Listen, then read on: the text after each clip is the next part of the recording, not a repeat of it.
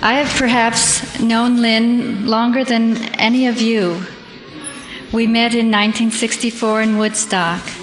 So I've known Lynn for a good many years and watched his coming to Baba and his joy and his happiness in Baba's love and in his paintings and all his life. And I've been very happy to know Lynn.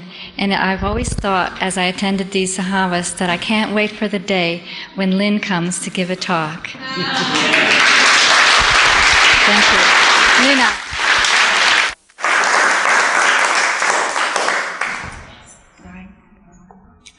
Jai Baba.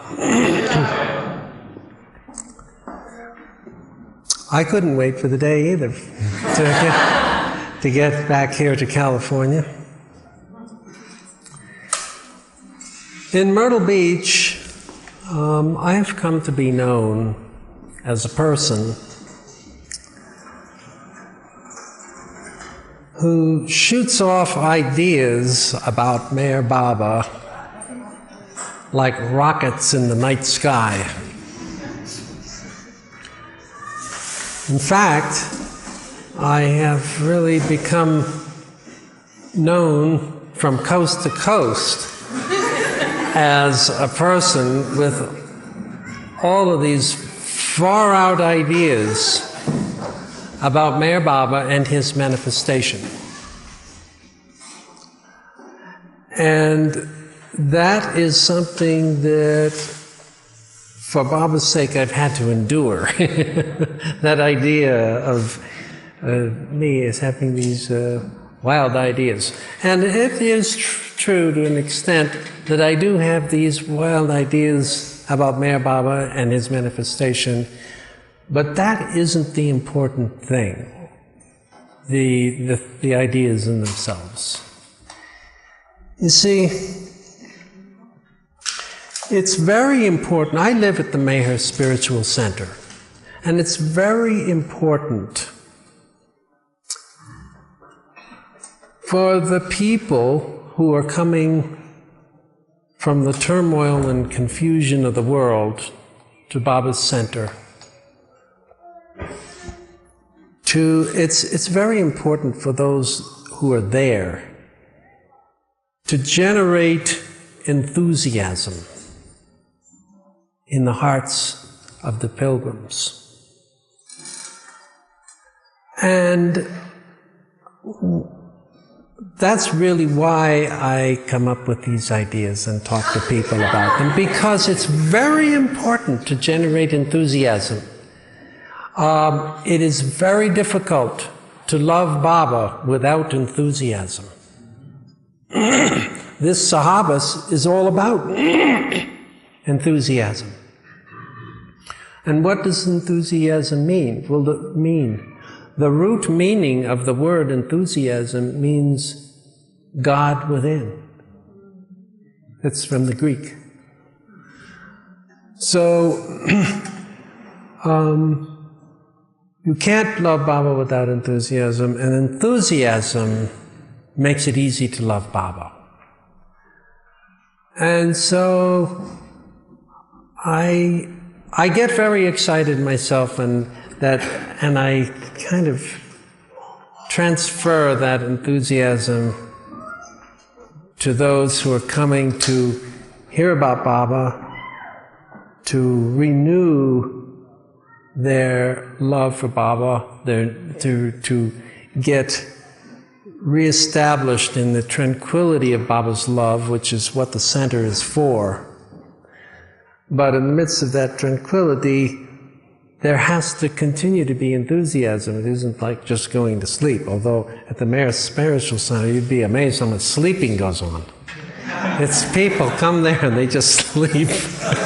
I'll go down to the center sometimes and I'll think there's nobody on the center, and there might be 30 or 40 people. They're all in their cabins sleeping. But that's part of Baba's work. Because I know that it's part of Baba's work, because it wouldn't happen so much and so consistently that people come to the center and they just They just flop out in their cabins and they're there sleeping hours and hours and hours. So,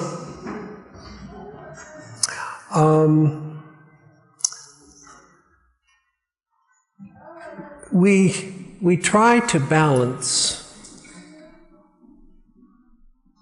the heart and the mind, as Baba says, or the right and left cortex. We try to bring them, we try to blend the two. And in order to do that, we have to blend the intellectual ideas about Baba with pure love for Baba, love from the heart. And the two have to be right together. They have to be just welded right together. And as I was telling Leatrice a few minutes ago, one of my jobs at the center, because I'm very experienced at talking to people, because I've been talking to visitors at the center for about 16 to 17 years, one of my jobs is to remove intellectual blocks that stand there in the form of questions from in front of people, remove these intellectual blocks by simply giving tentatively satisfactory answers and thereby pushing aside the block, simply for the purpose of making their love center more available to them. We have to for new people especially, we have to remove these intellectual blocks so that they can begin to love Baba more and more. And the only important thing is loving Baba more and more.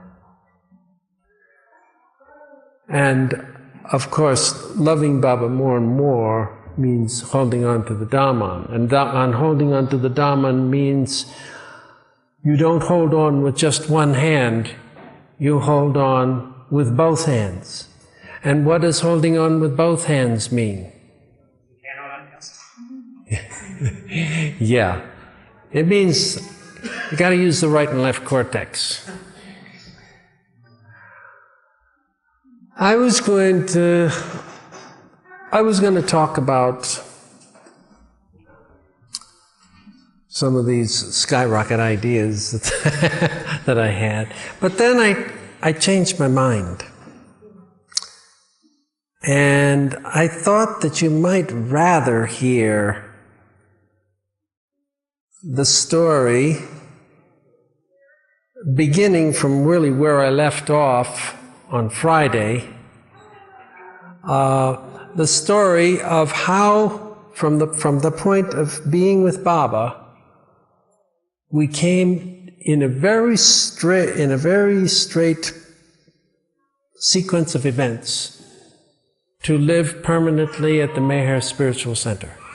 I thought maybe you would prefer to hear that. It would be more enjoyable.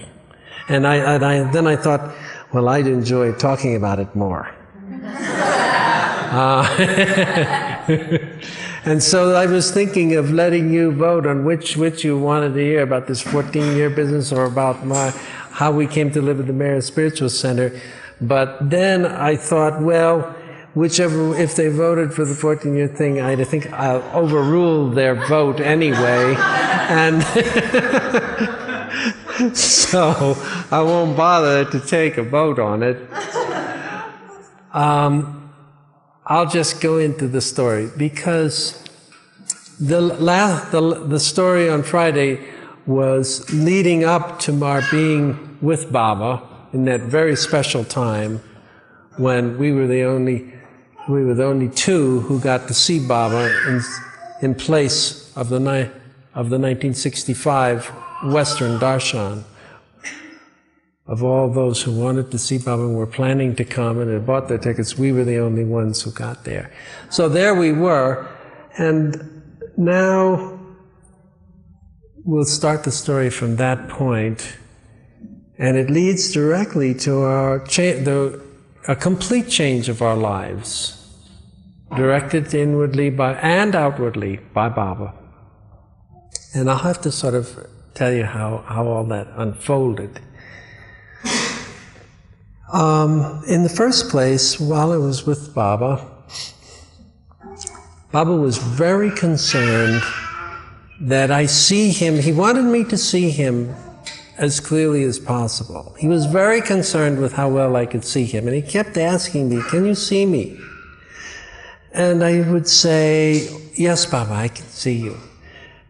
And even though I couldn't see him too well, I would still say, "Yes, Baba, I can see," because I wanted Baba to be happy, thinking that I could see him better than I did.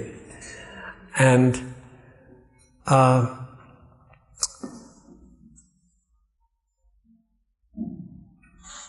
pretty soon,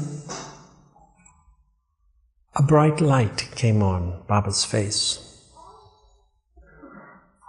And I thought at first, what is this? Baba lit up, and instantly I could see Baba very well. And then I heard a movie camera going back behind me. And I didn't turn around to look because there's Baba, and the only thing to look at was Baba, especially at that moment. But I figured that someone was making a movie, and it was Mani.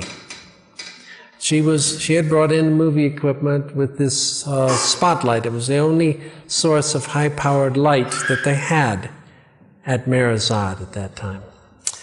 And I would say that Mani kept the light on Baba for about 10 minutes. I think she took about maybe 3 or 4 minutes of film, but she didn't turn the light off right away, I think because she realized that there I was getting my chance to see Baba. And Baba just went on talking to us about various things, especially about our return trip back to the United States. And I should back up a little bit on that and say that the first Baba finally mentioned, before this light came on, he said, well, now, I want you to go directly back to the United States. Adi has already made your reservation on the afternoon train. You're to leave at 4 o'clock this afternoon from Ahmednagar. And I want you to go directly home. And I'm sitting there, and I thinking, and I said, well, Baba, we can't do that. And Baba looked very surprised, and he said, why not? And I said, well, you see, we spent all the money we have in the world to get here on excursion tickets, and we have to stay here for 16 days. Well, there was no way that Baba was going to have us for 16 days. And I was simply presenting Baba the fact. I was not trying to say, Baba, I don't want to obey you. I was only wanting to put the problem in his lap. We didn't have any money. And then Baba said, well, what is the difference in price between the excursion tickets and the regular tickets? And I already knew that it was $500, but I let the Mandali, the sitting over there, and we gave them the prices and everything, and they figured it out. And it was $500. I could have told Baba it was $500, but I just let them talk about it for a while. So then Baba asked us many questions about money, about our finances, and How much money do you have? How many rupees? How many dollars? What did you get your dollar? Did you get your rupees at customs? And so on and on and on. Baba asked us all these questions about money, and I was sitting there thinking, like, this is fascinating. I didn't know he was so interested in money. And so nothing was going to stop Baba from carrying out his plan to have us go directly home. And some of the Mandali were still trying to think up ideas of what I could do, what Phyllis and I could do. When somebody suggested maybe they could go to a resort. And I was thinking, I don't want to go to a resort. I want to do what Baba says. If Baba wants me to go home, that's what I want to do. Don't they realize that? And then I thought I should have said that to Baba, but Baba knew my heart and my mind. And so Baba just finally said to the Mandali, if they don't go directly home, they'll only get sick.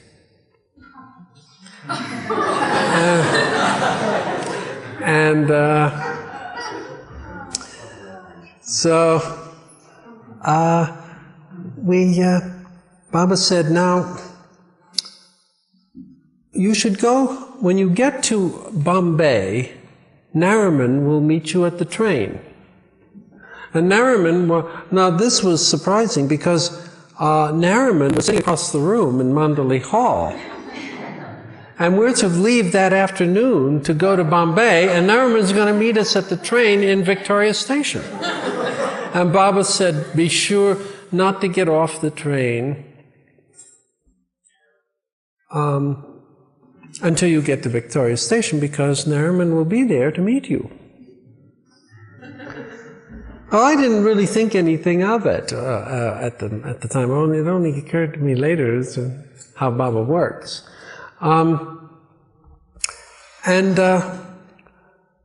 So he said, you will go with Nariman to the Air India office, and you will talk to one of the administrative people there in Air India, and I want you to try to get them to let you go back without changing to the other tickets, without paying the extra $500. But if they won't do it, he's told us that we were supposed to request this on the grounds of health. But there wasn't anything wrong with my health, and I wondered why Baba was doing this. But he had said that we would get sick if we didn't go. But we couldn't really tell this fellow, this very worldly fellow at Air India, that our master tells us that we're going to get sick if we don't go home right away. He said, you can stay. He said, the rule is that you can stay in India if you are sick, but you can't go home soon. You can't go home sooner than 16 days under any conditions. So you must pay the extra $500. So then Baba had told us that we should borrow the money from Nariman. So Nariman said, all right, I will pay the $500. How much will that be in rupees? And this Air India man, he said, rupees? Like he'd been insulted. Rupees? This is an Indian person. He said, rupees? Oh, we don't want rupees. These are Americans. We have to have dollars. And Nariman said, but I don't have any dollars. And then the three of us sat there in front of this fellow's great big desk, and we didn't know what to do. Maybe if I had just waited a little longer, maybe Nariman would have been able to run out on the street and get some dollars somewhere, you know. But I knew that Baba wanted us to work fast. It was more important. it was more important that we go home as directly and as soon as possible. That was obeying the order more than just borrowing the money from Nariman, who didn't have $500 in American money. So we're sitting there, and I'm thinking, I don't know why, all of a sudden it popped into my head. See, Baba had put the Winterfelds in touch with us, Fred and Ella Winterfeld, from the very first early days that we got in touch with Baba. And this is only about a year and a half after our hearing about Baba, that we were in India with Baba. So I remembered that Fred Winterfeld had said to me one time, just casually, he said, you know, we used to spend all of our money on Baba work. And then Baba found out about it, and Baba told me, Fred, you mustn't spend all of your money on my work. You should always have some money in the bank. And I said to Nariman and Phyllis, I said, Fred Winterfeld has money in the bank. It's amazing. Fred had told me that Baba had always told him to have money in the bank, and so I figured there it is. And so I said, maybe we can cable Fred, and he can put the money up in Air India, and then they can cable back, Air India can cable back, that we can change our tickets. And so we did that. We sent a cable right there in the office. We composed the cable, and we sent it off to Fred and Ella, saying, please go to Air India and put up $500. And of course, they had no idea what was going on. But we had told the Winterfelds just the day that we left to go to see Baba, we did call the Winterfelds and tell them that we were going, and they were quite shocked about it, because they knew that Baba was in strict seclusion, and they didn't know that I had that order from Baba to come. So there we were.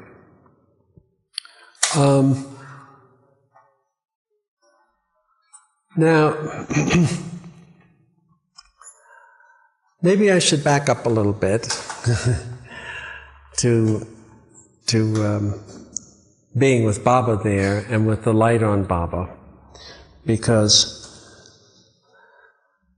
it was while the light was on Baba's face that Baba was starting to really direct us towards our return journey home.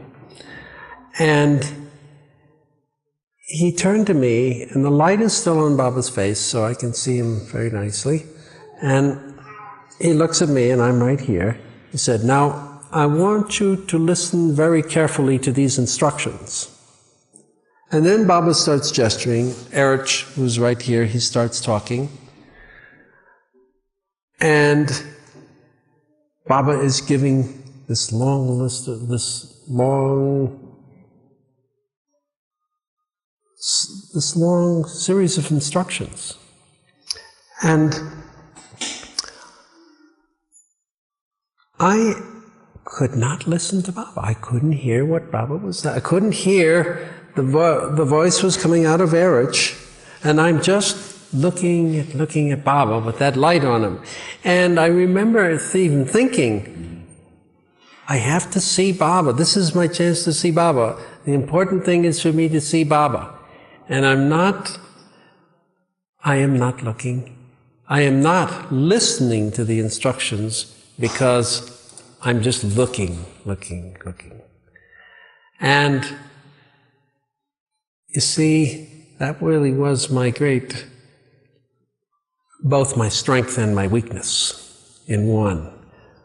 Always wanting to see something, always wanting to see better, always wanting to see more. And when I was with Baba, that was brought to its height, wanting to see Baba. And so I actually couldn't hear. I just heard a kind of a mumbling coming out of Erich.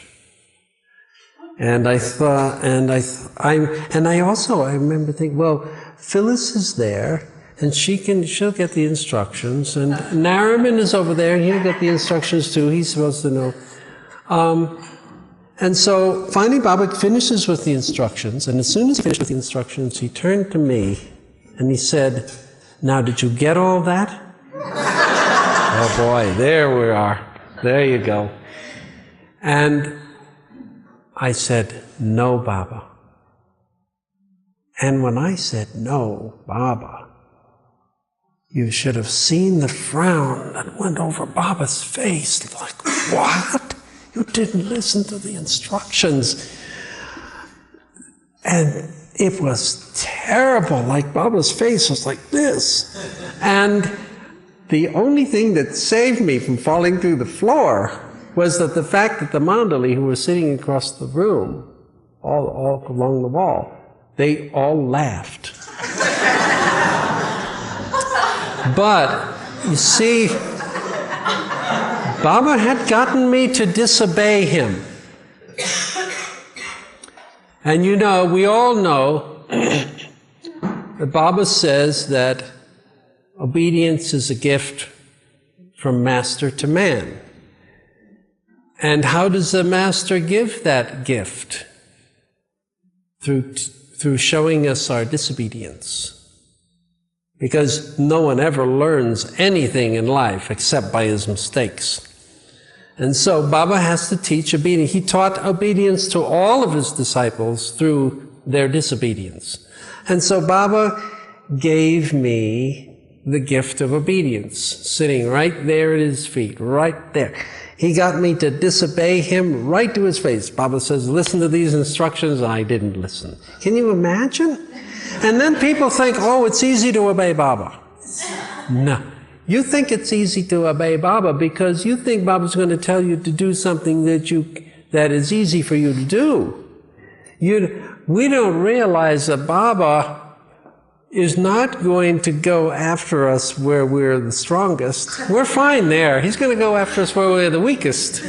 And my weakness was wanting to see Baba. Well, that doesn't sound like a weakness, but when it came to listening to the instructions, I have thought many times over the years I should have closed my eyes and listened to the instructions.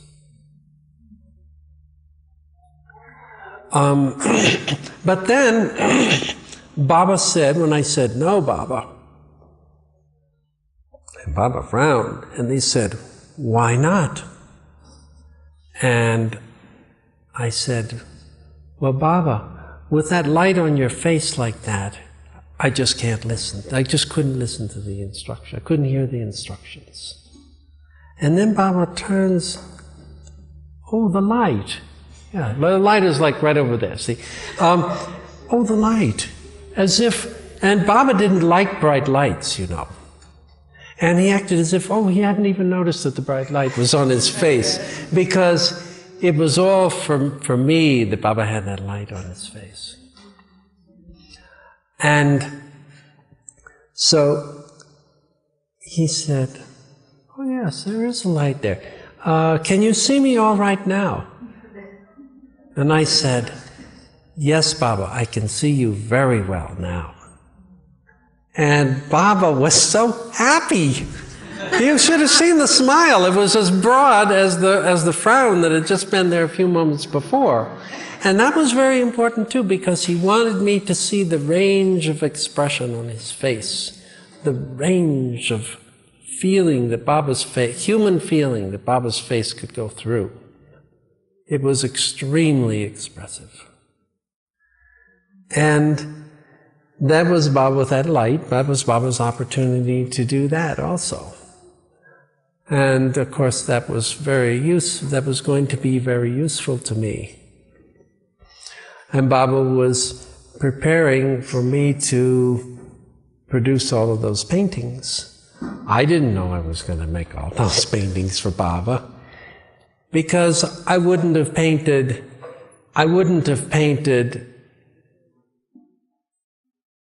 I would have hardly painted any paintings of Baba if we had remained in Woodstock, which is an artist colony. There are many artists there, and I was a pretty respected artist in Woodstock.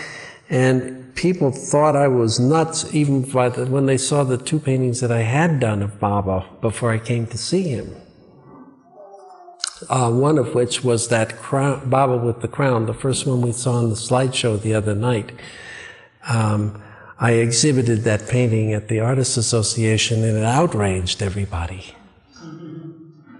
They first of all, they said, "Who does this guy think he is, making a painting like that?" They couldn't understand what this is all about, and I couldn't understand why my fellow artists in Woodstock got so upset at this painting.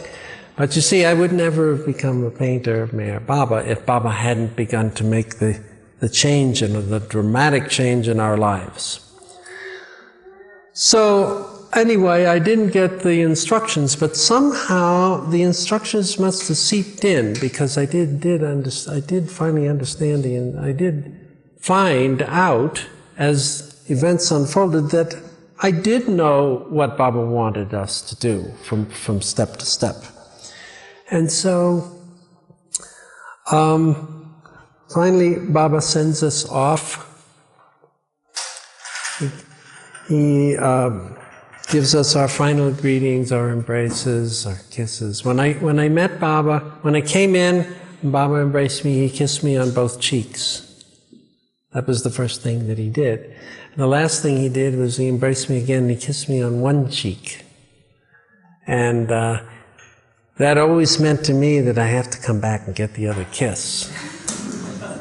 And then we stood in the doorway. We backed away from Baba, and we backed into the doorway to the threshold of the door. And then my wife and I, we both stopped and stood in the doorway looking at Baba for one last time. And I knew at that moment, looking at Baba, but I didn't allow myself to know that I knew that I was never going to see my master again in this life. And we stood there just waiting. And we didn't just turn and walk away. We just stood there lingering to look at Baba. And Baba looked very, very tiny, like this big, sitting in, and we were only 6 feet away from Baba. Very tiny. And I thought, he's so tiny, I could just pick him up and put him in my pocket. And then Baba's last words came out, and I thought that all the mandali had left the room, but Leatrice was still standing in the middle of the room. And Baba gestured, and Leatrice said Baba's final parting words to us, which were simply, "I am always with you." And when Baba said, I think it's when Baba said, "I am always with you," there was something very final sounding. I knew that that's the moment when I knew that I was not going to see Baba again. And then we turned around and we went out and we greeted them. We started talking to the mandali, and they put us in the car. Adi got us back to Ahmednagar, and we started to get ready to go. And Phyllis really didn't want to go, because the first time that she had seen Baba, Baba had tricked her into leaving or going to Pune to meet her Baba's brother Jal, and she realized when she got on the plane that if she had stayed in Ahmednagar, she would have probably, in fact, undoubtedly, she would have seen Baba again, because when the people at the house, Vidu and Sarosh and the family, when they came out to see Baba, they weren't going to just leave Phyllis sitting in the living room. And when she got on the plane, all of a sudden she thought with horror, if I just stayed on with my first decision and say, no, I don't want to go to Pune, I'll just stay, where you suggested that I stay with Sarosh and Vilu, she would have seen Baba. And again, so this time she was really disappointed when Baba said, more than I was, when Baba said he wanted us to go directly home. Because she wanted to spend more time with Baba. And to spend a great deal of time with Baba was very important to Phyllis. It was always more important to her, I think, than it was to me. The idea of being with Baba for a prolonged time.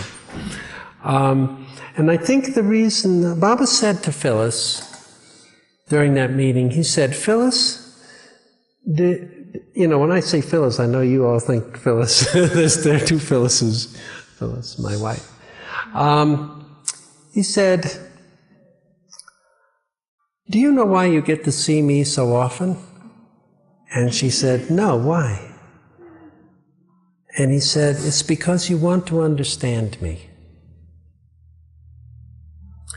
And so we've always felt that trying to understand Baba is not such a horrible thing as we make it out to be sometimes. Because if that gets you to be, if that can be the reason why you get to be with Baba a lot, well, that's good enough.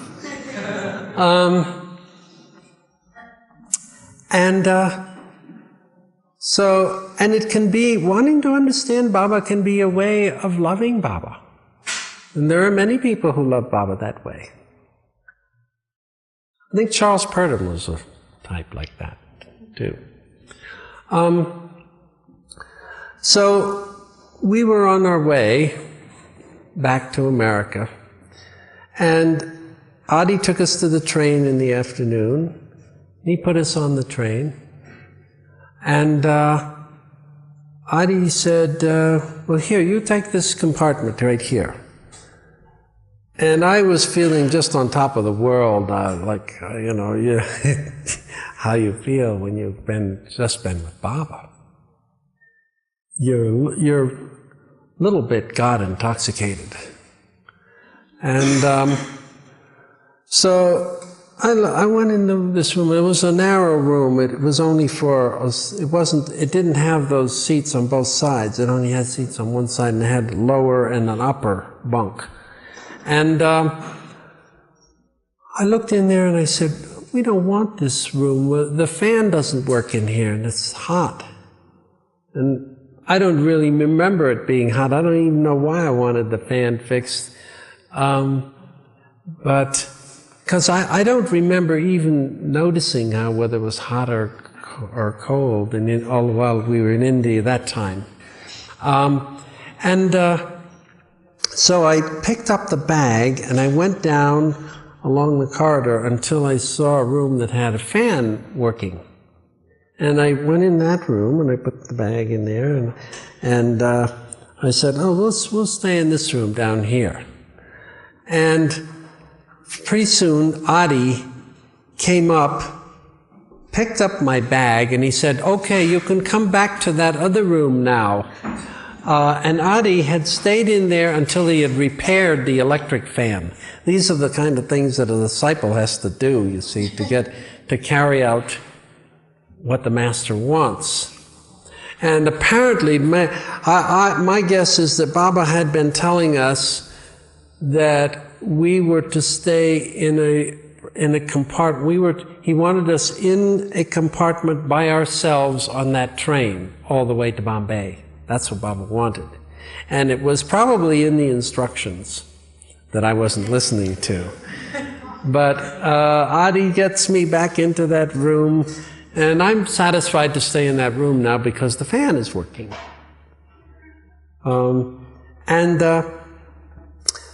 So we closed, when we were on that train, we were practically alone when we got on in Ahmednagar, and gradually people started filling up the train.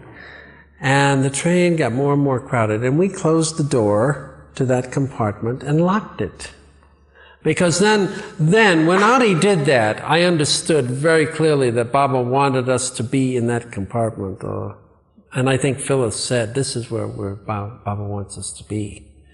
And so there we were throughout the night, and Baba wanted us to be alone in there so that we could go over and discuss every detail of that darshan, so we would have it fixed in our mind and remember it, so that we would be able to tell it to others.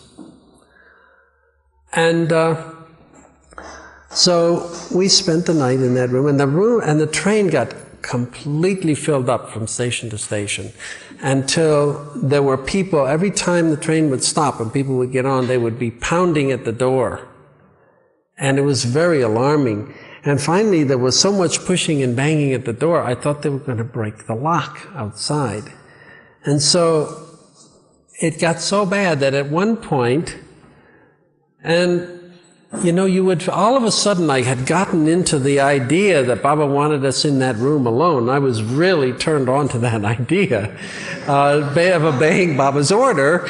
And so when the people would start pressing and banging against the door on the outside, I would get up against the door and lean against the door from the inside like this, so there was to lessen some of the strain on the door so they wouldn't break it in. And, you know, it's a terrible thing when you think of it one way. We're visitors, it's their country, and here we are, we got this room and we won't let them in to, it's their train and their country. But on the other hand, you see, in the higher sense, it's Baba's train and Baba's country, and we're just doing what Baba told us to do. And so we went through the night like that, and finally the train stopped. The train is slowly coming into Victoria Station through the suburbs in the early morning hours, and the sun is coming up. And finally the train just comes to a stop, and it just stands there. And it stands there and stands there, and all the people are getting off the train. And finally, we open the door and look out, and everybody has left the train. And so Phyllis goes out to see, well, if there's anybody on the train, and she meets the conductor, and she says, well, what is happening? Why isn't the train going? Where are all the people? He said, well, the people, we saw the people walking along the railroad tracks. They were walking up to the next station. And the conductor said, well, we're on a sidetrack and we're waiting for the Deccan Queen to come through with it was a Monday morning, with the commuters. And so pretty soon, the Deccan Queen comes roaring through, and it's the only streamlined train they had in India at that point. And as soon as that train went by, we slowly went back onto the main track, and we came crawling into Victoria Station. And we got off the train, and there was Nariman, to meet us. Well, now, how did Baba work that trick? You see, Baba put us on the slow train so that we would spend all night in there going over our meeting with Baba, so we wouldn't get to Bombay and all the confusion of Bombay too soon. But he put Nariman on the express train. And we had to stop on the sidetrack so that Nariman could come past us to get to Victoria Station so that he could meet us at the train. And Nariman didn't leave until later that evening. Baba kept Nariman.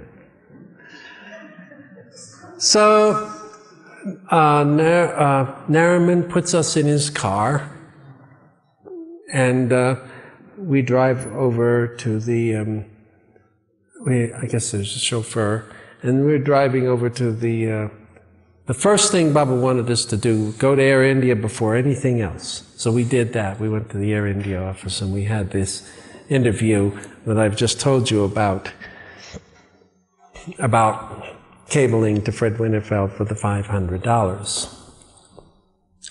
And so then we waited, and in Pune, we went to, in Bombay, and we went to a hotel, very nice hotel, and we were so happy.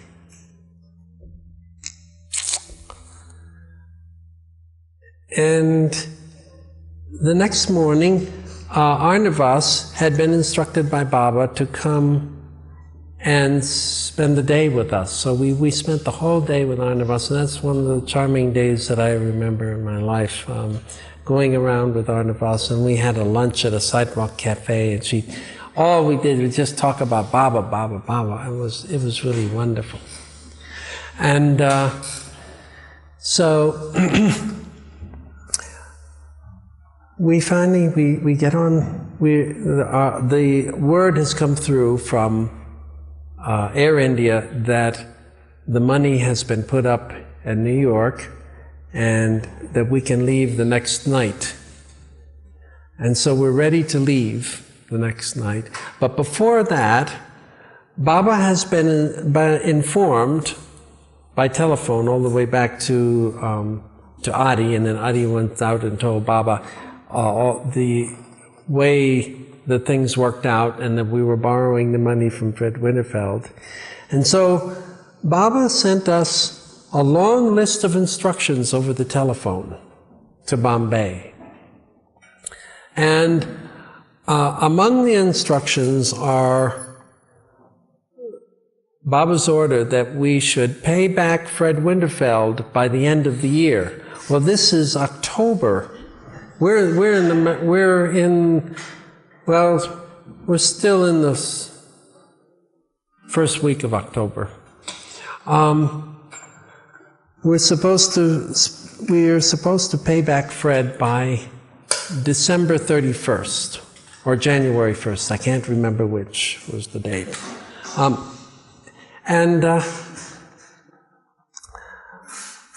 There were many instructions.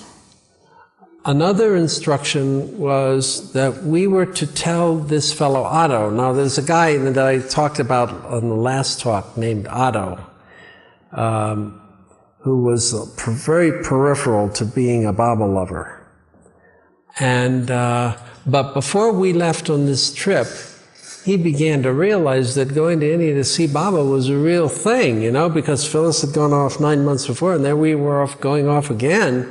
And so apparently he had written to Baba while we were in India, telling Baba that he was going to come to India to see Baba. And I think he was going to come with his girlfriend. And Baba had cabled him, but he also sent word through us, tell Otto that he is not to come to India now to see me. This was a very important thing. We had to tell Otto personally that he is not to come. And so this is very amusing, because when we got back to the United States and we got in touch with Otto, he had received the cable from Baba. And this fellow Otto, he was a very strange fellow.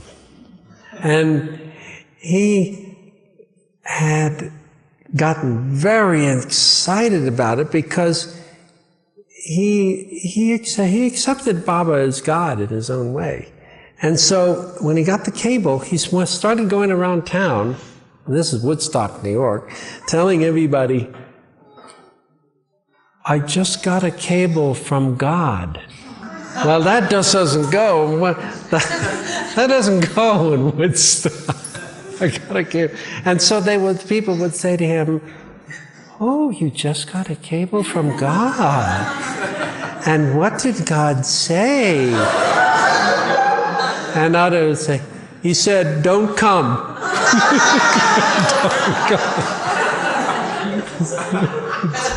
Don't come. Well, that's better than nothing. After all, we had gotten don't come cables from God too, but we didn't go running around town telling people.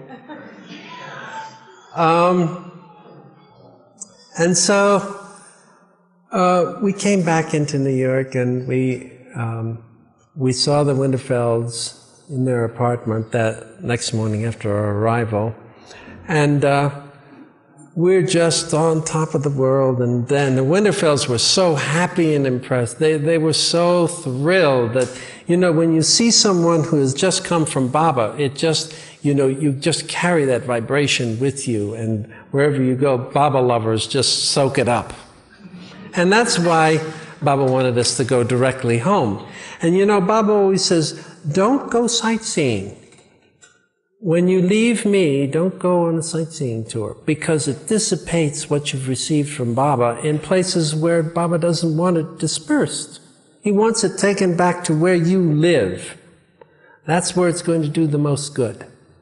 And so, for example, 2 examples. Our plane in flight, we landed in Beirut.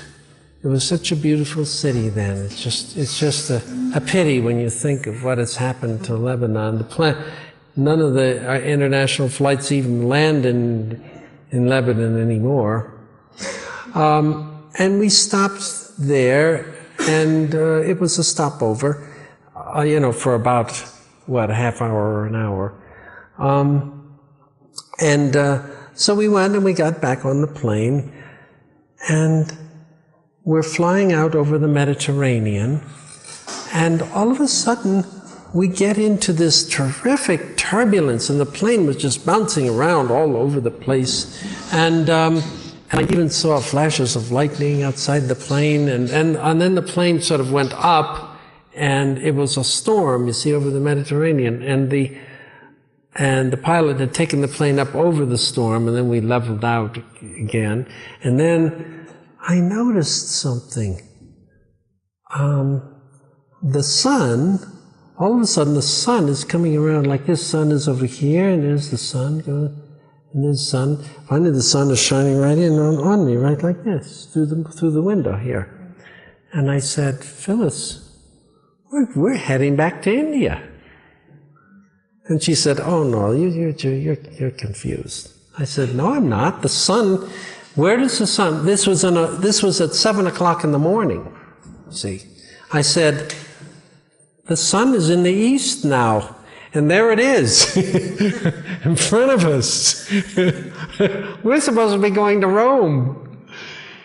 And she couldn't understand what I was saying. And then the pilot got on the public address, and he said, sorry to have to announce that we are returning to Beirut because of ceiling snag. I don't know what that is, ceiling snag. Well, I found out what ceiling snag is.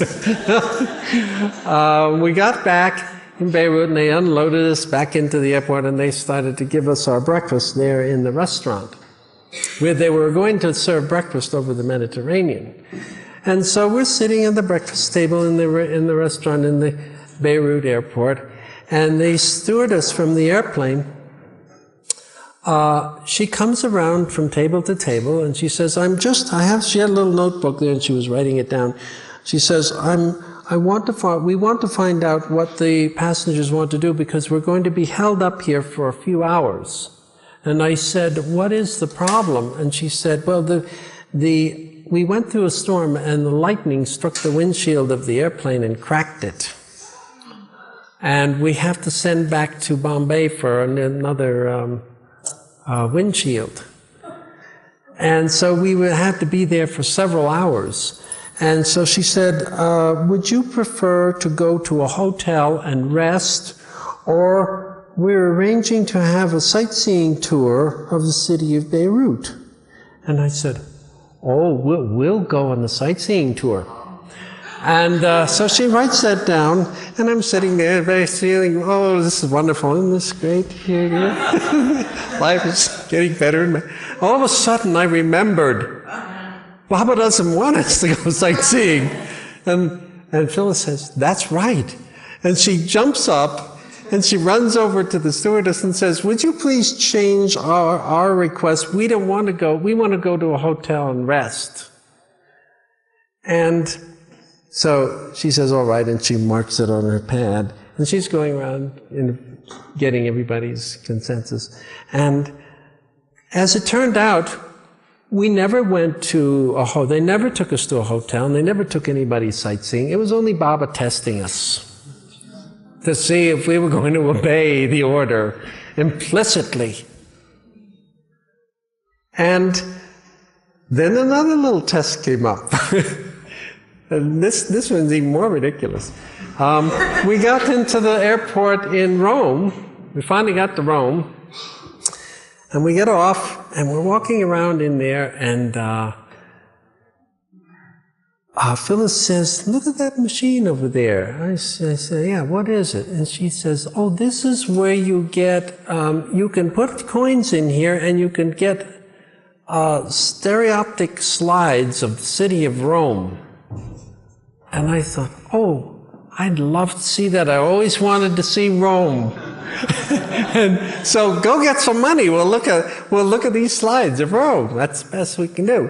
And so she runs off to get some change, because you have to get lira, and you have to get millions of lira for your dollar or something like that. And so by the time, and so she goes to the counter to get her change, get lira, and the man standing there, he said to us, Are you passengers for Air India? And we said, yes. He said, "You better go. That plane is leaving right now." And we dropped everything, and I think we had ordered some drinks or something. We just put them down, just ran. So Baba saved us from that one. Then we decided that Baba didn't even want us to see stereoptic views of sightseeing. He didn't even want that much. So Baba was patterning us to carry out his instructions. And so we got directly home. Then we finally, after seeing the Winterfelds, we got off on I guess we took the bus to Kingston, New York, and then I guess our friend Tom Riley met us and took us home. And there was great rejoicing to be back with the children and tell them that Baba loves them. And then we felt, this is it. We just live here happily ever after for the rest of our lives. Yes? Is it time to quit? Huh? No, it's 1:30. Oh, it's 2:30 right now? Watch that schedule. We have to pay you overtime, Lynn. We have to pay you overtime. Okay.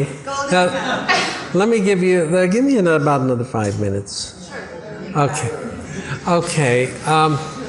So we're living there, but we had on our minds that we had to pay back the $500. So we had a little car that we needed to we decided to put it up for sale for $500. Then we would give Fred Winterfeld the $500. Fred said, "Don't worry about it." And I said, "We're not worried about it, but it's Baba's order." And so we didn't sell the car. But when the real estate agent called us up and asked us, said, "Is your house still for sale?" And we said, "Well, we hadn't even thought about it." He said, "Well, I have some people who would be interested in buying it." And I said, "Oh, no, they're just sightseers. All they want to do is come and see our house. So they can look at it from a distance, and if they want to buy it, then we'll show it to them." And so he called back and said, yes, they want to buy it.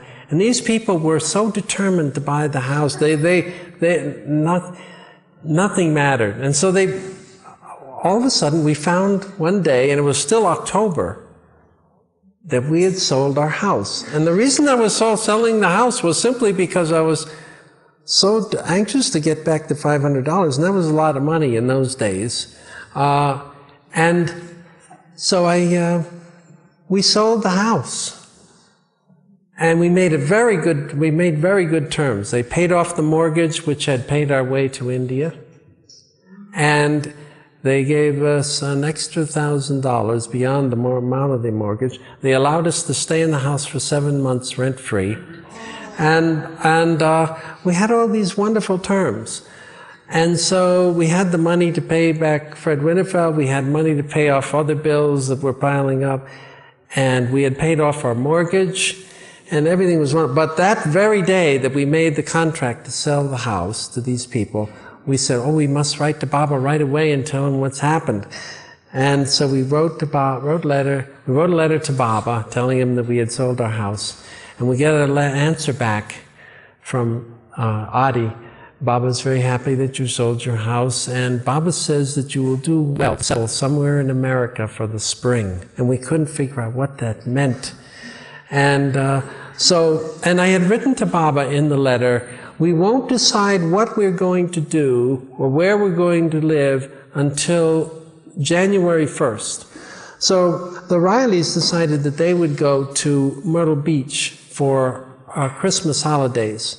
And so they went down to Myrtle Beach, and they came back from Myrtle Beach with very excited on January 1st. This is the day that I had said in the letter to Baba, we would decide what we were going to do on January 1st.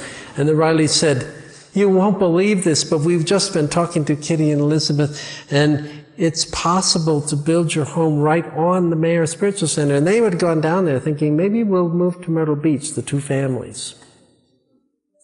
And so we said, that's what we want to do. We want to move to Myrtle Beach. Baba says, and Baba had written to Kitty and Elizabeth saying, Mani had written, saying, wouldn't it be nice if some families with children were to come and build their home in the center? So both families wrote to Baba asking permission. Elizabeth said we had to write to Baba. So the Rileys wrote first, and then we wrote letters to Baba. And Baba sent back letters that he had no objection to our coming and building our home on Myrtle Beach as long as we worked out all of the details with Elizabeth Patterson. And so we went to Myrtle Beach, and everything just unfolded step by step. But we moved fast. I mean, when we got the letter from Baba, we were off within a week to Myrtle Beach to meet Elizabeth. And Elizabeth hadn't even met us before. This was the first thing that Baba had ever done in relation to the center that wasn't Elizabeth's decision. And she was quite stunned by that we're here. But we were a gift and a burden that Baba gave to Elizabeth. And so that is basically the story of how it unfolded that we could come to live in Myrtle Beach. It had to be just moving ahead step by step in Baba's love. And Baba had us there in Myrtle Beach to be in our house before this new wave of Baba lovers began to come in 1967. And we were already living in our house when it happened. Jai Baba. Jai Baba. Jai Baba.